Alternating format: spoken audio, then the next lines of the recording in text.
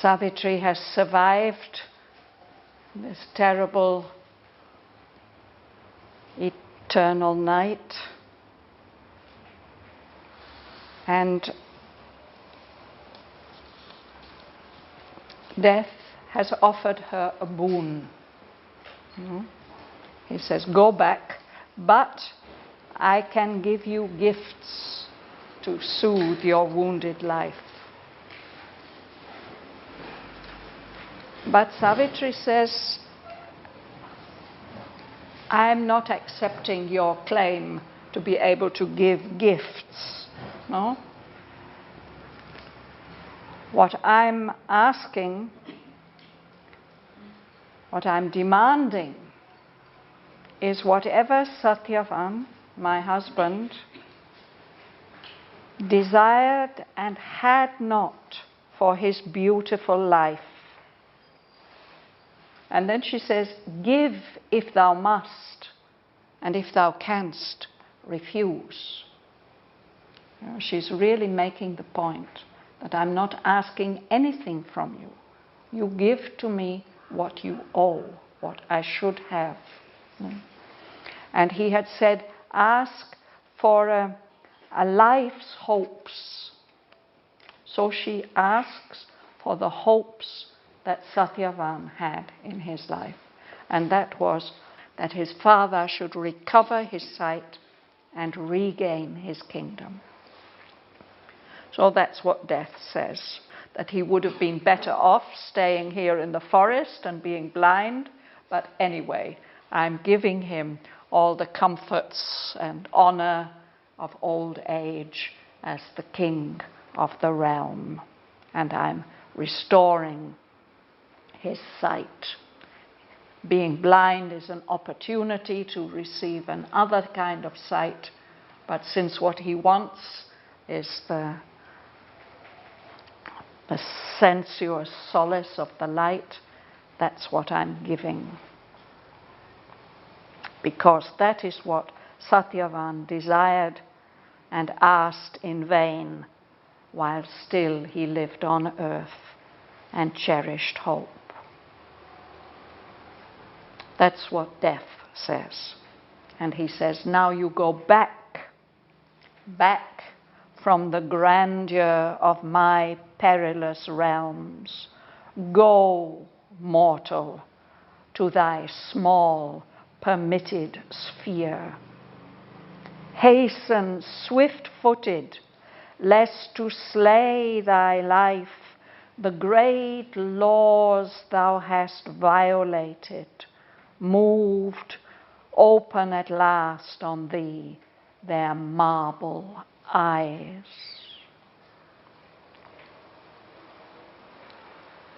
But Savitri answered the disdainful shade, world spirit, I was thy equal spirit born. My will too is a law, my strength a god. I am immortal in my mortality. I tremble not before the immobile gaze of the unchanging marble hierarchies that look with the stone eyes of law and fate. My soul can meet them with its living fire. Out of thy shadow, give me back again into earth's flowering spaces, Satyavan, in the sweet transiency of human limbs, to do with him my spirit's burning will. I will bear with him the ancient mother's load. I will follow with him earth's path that leads to God. Else shall the eternal spaces open to me, while round us strange horizons far recede, traveling together the immense unknown. For I, who have trod with him the tracts of time, can meet behind his steps whatever night or unimaginable, stupendous dawn breaks on our spirits in the untrod beyond. Wherever thou leadst his soul, I shall pursue.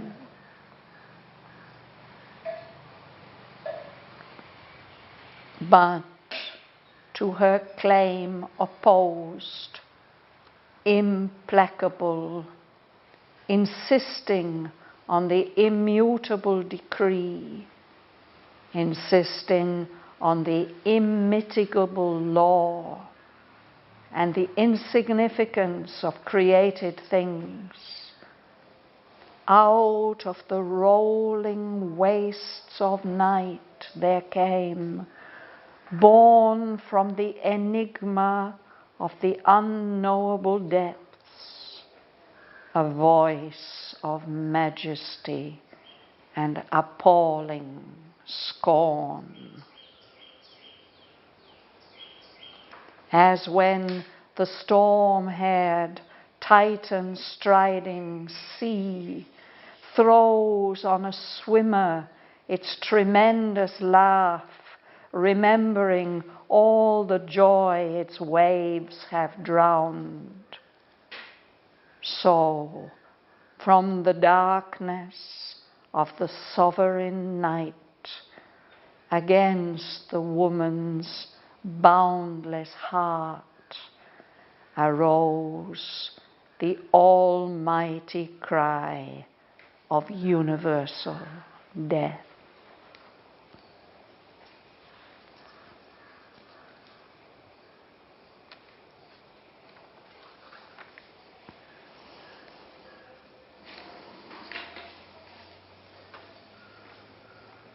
Which way are we reading? This way? You will begin me on 270. Back from the grandeur of my palace realms, go, mortal, to thy small permitted sphere. Hasten swift-footed, lest to slay thy life the great laws thou hast violated. Moved, open at last on thee their marble eyes. Yes. So back to earth, away from this wonderful grandeur of my perilous realms, my dangerous kingdoms that are so vast and so dark. Go back, you who are mortal, you who are subject to death. Go back to thy small, permitted sphere, that little earth that you are allowed to live on. And then he says, go quickly, hasten, swift-footed, hurry with swift feet, because lest means so that something shall not happen. Otherwise, to slay your life, the great laws thou hast violated, open at last on thee their marble eyes. It's as if those great laws have not noticed. Their eyes are closed. They haven't noticed that Savitri has broken all the rules by entering this realm of death, where human beings, physical beings, cannot enter. No?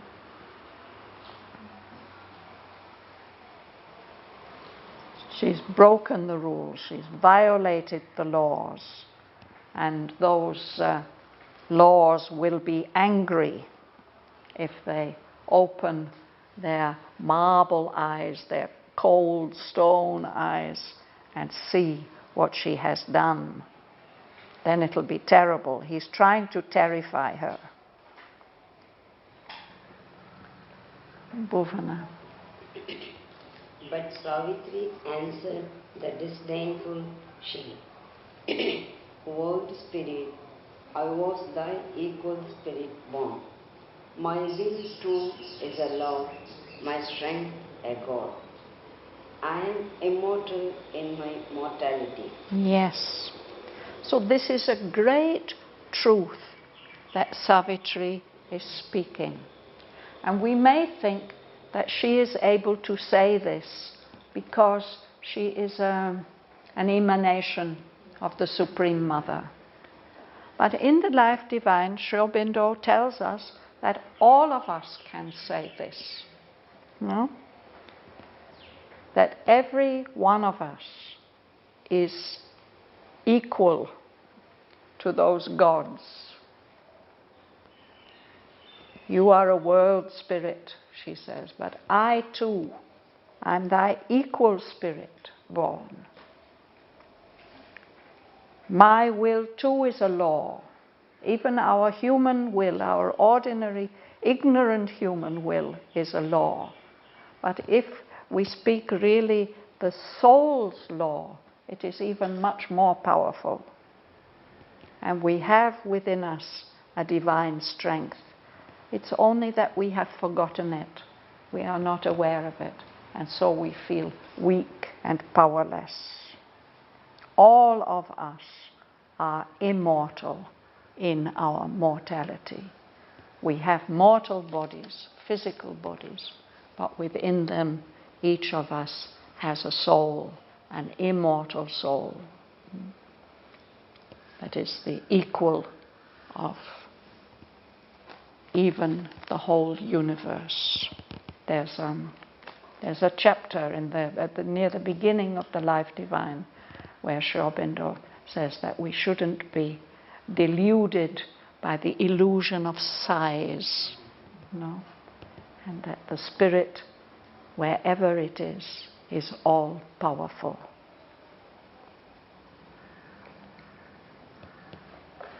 Tom. I tremble not before the immobile gaze of the unchanging marble hierarchies that look with the stone eyes of law and faith. My soul can meet them with its living fire. Thank you. So she says, you are trying to make me tremble, you're trying to make me shake with fear, but I'm not in the least bit afraid of these laws that you are talking about. The immobile, the fixed gaze of these unchanging marble hierarchies, as if they are made out of stone, these laws in their ranked powers. Yama, the god of death, is also the god of law, of justice, who keeps everything in its place in the universe. But Savitri is saying, beyond the law, there's a greater power. So we may feel faced with all the laws of nature, the laws of the universe, even the higher law. But these unchanging laws are not the ultimate laws. Yes, my soul can meet those laws with its living fire, and that living fire of the soul is stronger than the marble gaze of these fixed powers.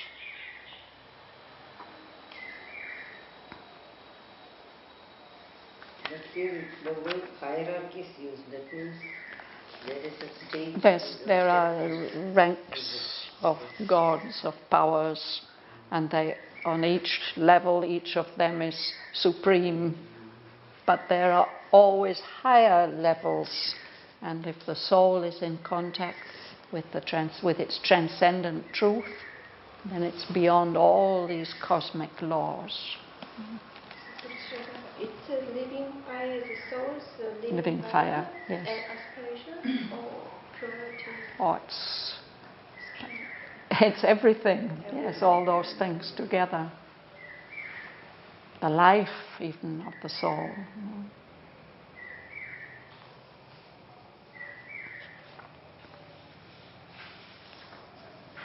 So again she demands, Martin. Out of thy shadow, give me back again into earth's flowering spaces, Shraddhavan, in the sweet transiency of human limbs, to do with him my spirit's burning will.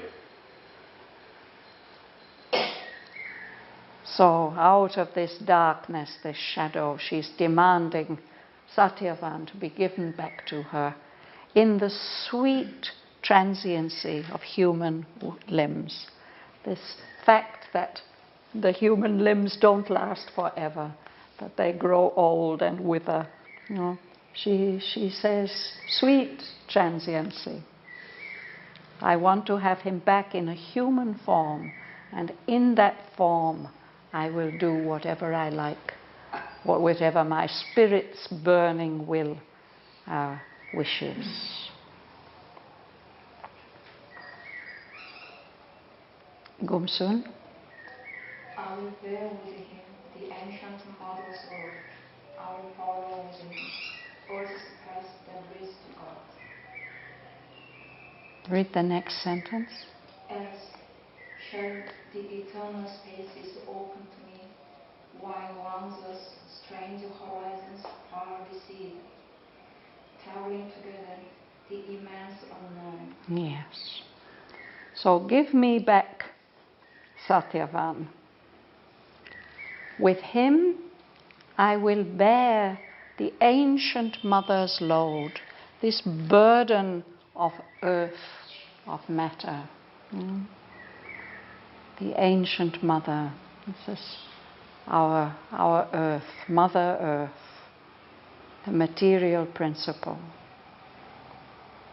And I will follow with him earth's path, because that path leads to God.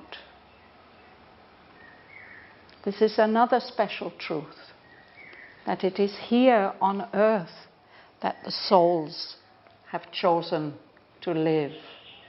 And here there's that possibility of the soul contact with the highest, with the Supreme Being.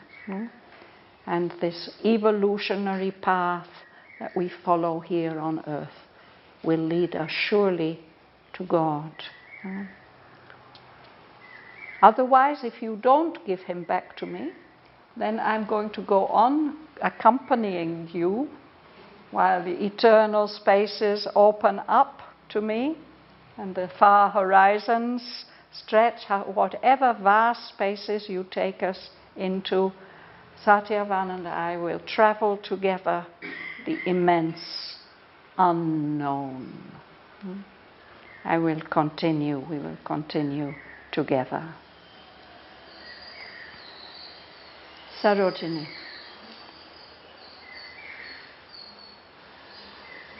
For I who have trod within the track of time, can meet behind his breath whatever light or Unimaginable.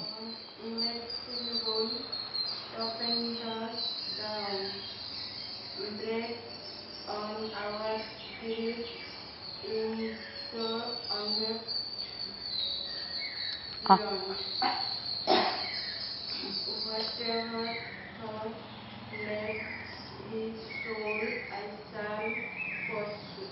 Yes. So she says, I have walked with him through the territories, the lands of time. And now I'm ready to follow behind him through whatever night or whatever dawn, whatever wonderful dawn, will open up to his spirit and my spirit in this beyond, which has never been trod before, or where we have never trod before. And it's this lovely idea, traditional Indian idea, that the wife can safely follow her husband wherever he goes. You know, that's her place and her duty to walk behind. So she says, I can follow Satyavan's steps wherever he goes. Joel must be next.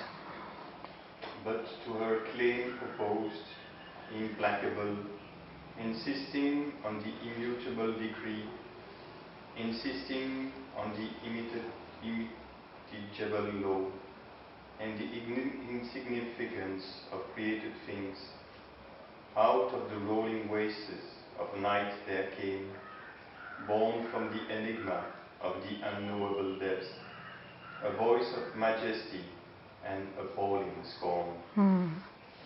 So death is not accepting her claim of immortality and the possibility of following Satyavan. Her claim, opposed to her claim, implacable. Nothing is going to soften him. He's insisting on the decree, the law, that cannot be changed. That whatever is mortal must die, whatever is born must die. He's insisting on the immitigable law. Some laws can be mitigated. They can be, exceptions can be made, or amended. no, it's not the same as amended. It means made less strong or less absolute, less severe also.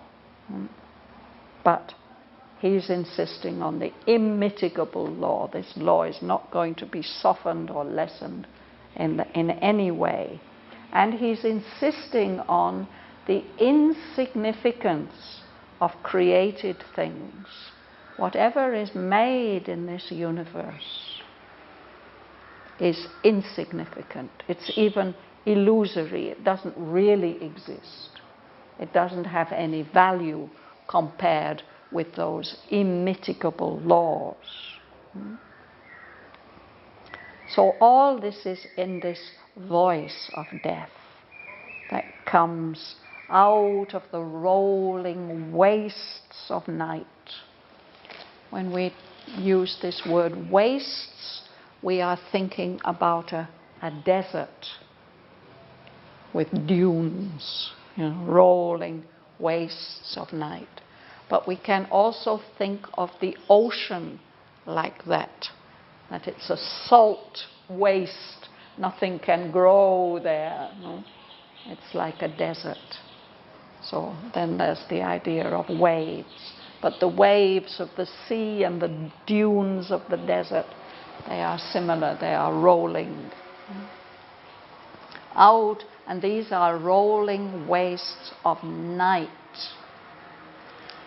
of darkness, up from the enigma, the mystery of the unknowable depths. Here, these deeper levels, these mysteries are unknowable. It's not just that they are unknown, they are unknowable. Out of all that comes this voice of majesty. It's the voice of a great, powerful ruler. And this great, powerful ruler has no opinion at all about created things. They are worthless. We had this word scorn last week. Yes. Did you find the Tamil equivalent for this word? You speak to somebody as if they are a worm. Scorn. So there's something like that in his voice. He implies that Savitri is worthless because she's a human being. Marie, you'll read the next sentence. As when the storm hurls, frightened, striding sea, throws on the swimmer its tremendous love, remembering all the joy its waves have drawn. So from the darkness of the sovereign night, against the woman's boundless heart rose the almighty cry of universal death. Yes. So it's like when the ocean drowns someone and seems to be laughing at that poor swimmer trying to get to safety. It's tremendous laugh. It is laughing. It's such fun for that titan striding sea, that ocean, to drown somebody, remembering all the other people that he has drowned, all the joy that he has drowned. This image of ocean with hair of storm and titan striding, walking with enormous steps. The ocean is like that. It takes such huge strides. So that voice of death is like that. It rises up against the darkness of this sovereign night, this night which is ruling, which can't be overthrown, rising up against Savitri's heart, her boundless heart that is so full of courage and love and intensity. Against all that conviction and faith and knowledge which she has comes this denial, the voice, the almighty cry of universal death. It's all powerful. And what he says is very scornful. Mila, will you read? Hast thou good wings? God wings. Or feet that tread my stars? Brave creature with a courage that aspires, forgetting thy bones of thought, thy mortal role. Their orbs were coiled before thy soul was born. Yes. So this is his scorn. He says, you're asking me to give you Shraddhavan back, and you're saying that if I don't, then you are just going to follow me. How are you going to follow me? Have you got wings like an angel or a god? Have you got feet that can walk on my stars? You are just a frail creature, easily breakable. You've got some aspiration, you've got some courage, but that's misleading you completely. You are forgetting the limitations, the bounds of thought, and you are forgetting your mortal role. You are playing this role of a human being subject to death. Their orbs, an orb is a sphere, he's referring to his stars, my stars. Their orbs were coiled before thy soul was born. He says.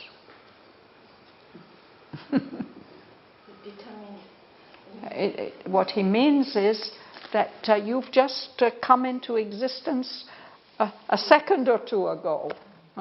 And my stars, they've been here not only longer than your life, but longer than your soul. You're claiming immortality, but this realm of mine, this universe of mine, is far older than your soul. And he's going to continue with that, Uday. I, death, created them out of my void. All things I coupled in them and destroyed. I made walls, my net, each jaw a mesh, a hungry amounts of exulting prey. Like that divorce I image within things. Yes. So he's saying, I, death, am the creator. I have created the stars out of my nothingness. I have built everything that's here in your universe. I've built everything and I can destroy everything. I do destroy everything. And he's saying also that I have made the worlds my net, like a hunter uses a net to catch things. No? Each joy, each little joy that you have is a mesh. One of the a net is made of meshes. Yeah. So there's little holes, and then there's strings. So you get caught in the meshes of the net. So especially you get caught by your joys. He says, I'm a hunger. I eat everything up. And I enjoy eating everything up. I'm in love with my prey. My suffering prey. I enjoy the sufferings and the resistance that you offer to death. I'm life that devours everything, that eats up everything. Look wherever you will in the material universe and in life. It's all my image. I'm the one who's eating everything up, creating things and then destroying them, enjoying destroying them. But God is the creator. Well, that's what we think. Death thinks that he is the creator. Amorous means in love with.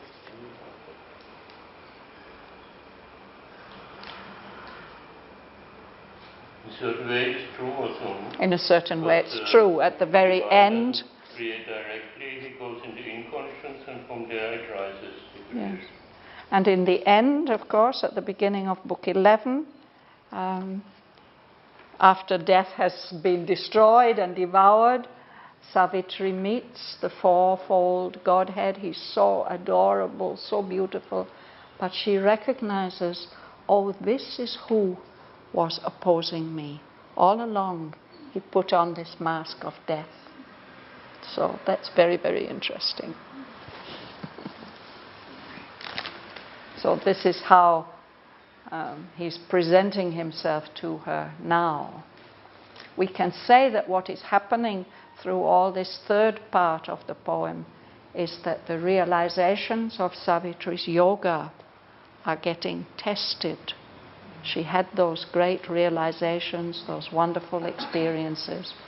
Now she's being tested. How far can you put that into practice if you really want Satyavan back?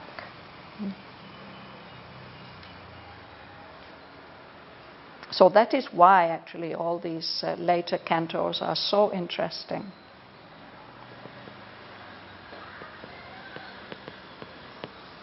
Alice.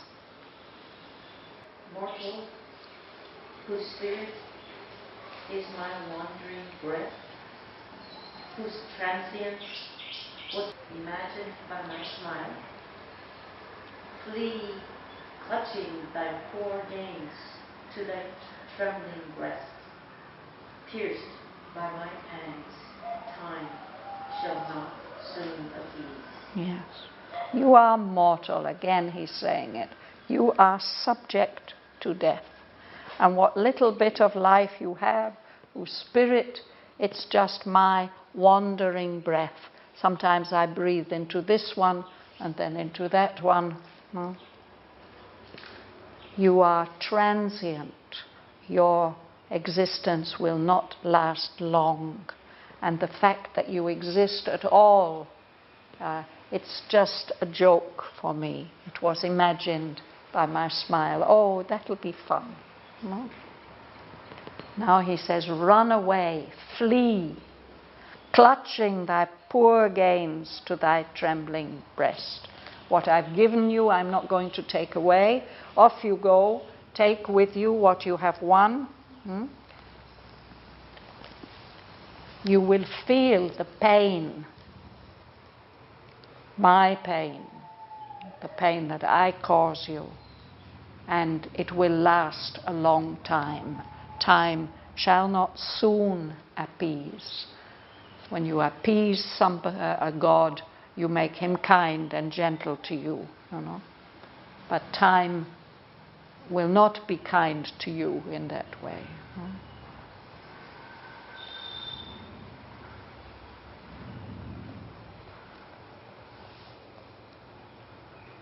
Howard, would you read, please?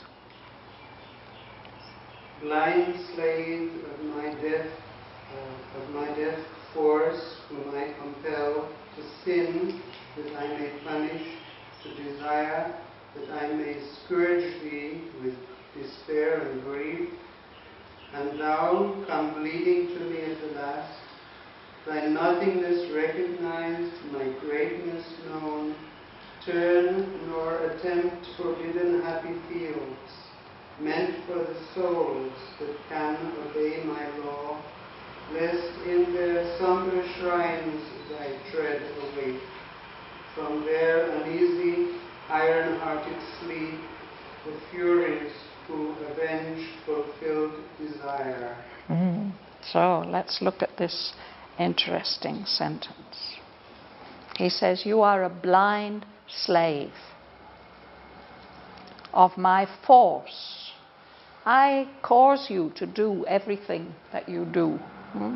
I compel you to sin, to do wrong things, so that I can punish you. I compel you to desire things, so that you may make the attempt, and I will beat you. I will cause you a lot of pain with despair and grief, so that in the end, when you come to me bleeding, you will know that you are nothing and only I am great. So now you turn around and go back. Turn. And do not try to enter these happy fields, the heavens, the forbidden happy fields that are meant for the souls that can obey my law. You are breaking the law. Lest in their somber shrines thy tread awake the furies. The furies with a capital F like this, these are creatures in Greek mythology who are avenging spirits. If anything is done to contradict, to violate the divine law, the furies will pursue you and punish you, eat you up. They are like terrible birds, like vultures. So don't wake them up. These furies that he's speaking about are the ones who avenge, who punish, who take their revenge for fulfilled desire. If you get what you want, these furies will come and punish you. They are sleeping in their somber shrines. But if you try to enter these happy fields, they will wake them up from their uneasy, iron-hearted sleep, pitiless sleep. Those furies who avenge fulfilled desire.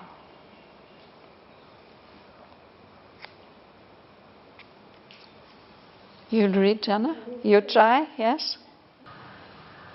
Great blessed the skies where passion hoped to live, the unknowns frightening, stark and terrified, low sobbing, hunted by the hounds of heaven, a wounded and forsaken soul, thou flee through the long torture of the centuries. No many lives exhaust the tireless brush. Wrath. This word is wrath, anger. Yeah. Hell cannot slake, no heaven's mercy Assuage. assuage. Yes. Thank you. So, look out, dread lest, it means be afraid that in these heavens where you hoped to live your human passion, instead there's a storm of thunderbolts from the unknown, from the great God above. And then what will happen? You will be terrified, you will be all alone, weeping, you will be hunted by the hounds of heaven, the hunting dogs. You will become a wounded and forsaken soul, a lost soul. And you will be running away, you will be fleeing through the long torture of the centuries. And you will have to live many lives again and again to exhaust, to use up all that tireless wrath, that anger, which even hell cannot slake. Slake is like quench. If you're very, very thirsty, you want to drink a lot of water, you think water will quench or slake your thirst. But even suffering in hell will not slake, it will not lessen that tireless wrath, that anger, and nor will the mercy of heaven be able to assuage it, to make it less.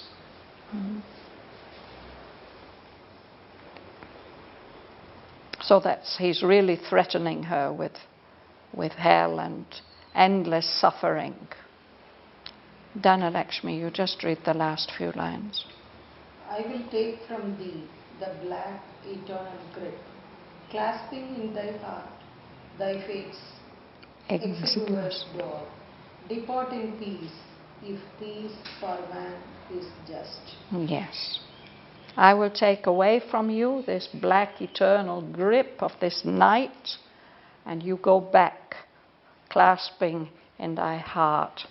And again, this is words of scorn. Thy fate's exiguous dole.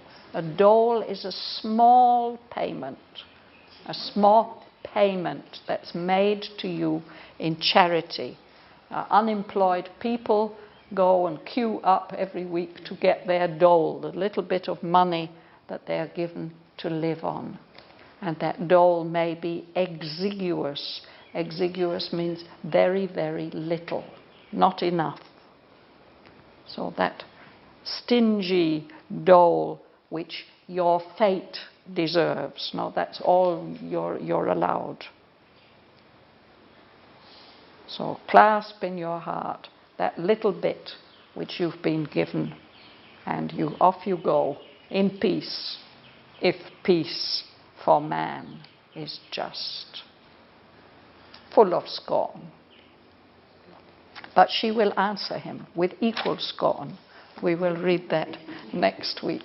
This means that you go away with the small payments you are getting. Yes. satisfied with that, you go back. Yes, he says you don't have to be satisfied, but that's all you're getting.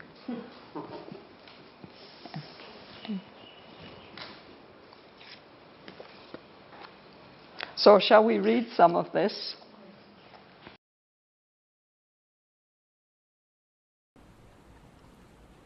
Back from the grandeur of my perilous realms, go, mortal, to thy small permitted sphere. Hasten, swift-footed, lest to slay thy life the great laws thou hast violated, moved, open at last on thee their marble eyes.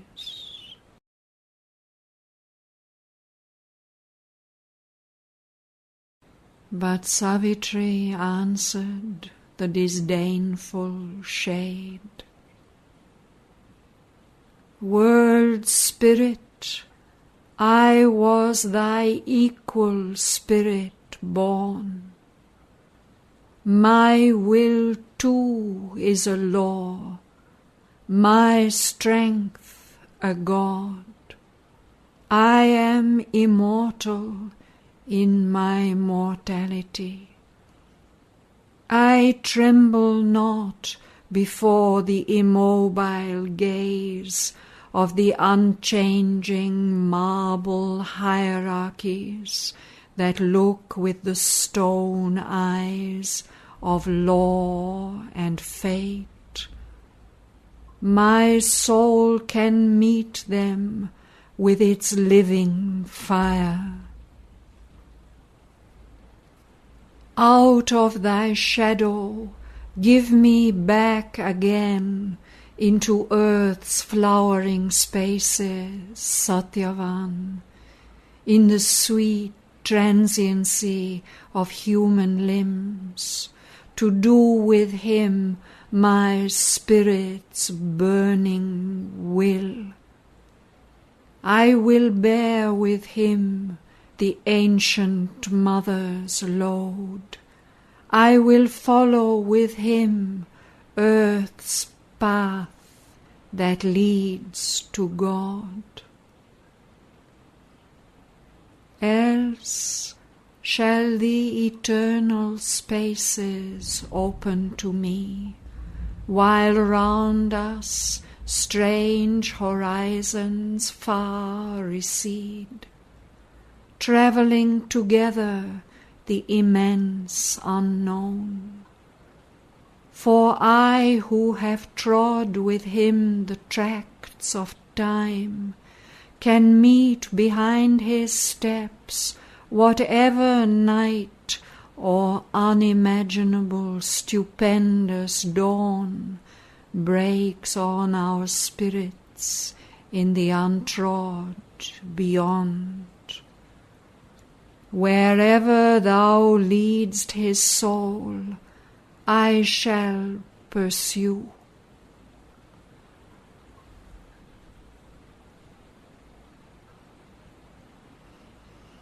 But to her claim opposed, implacable, insisting on the immutable decree, insisting on the immitigable law and the insignificance of created things.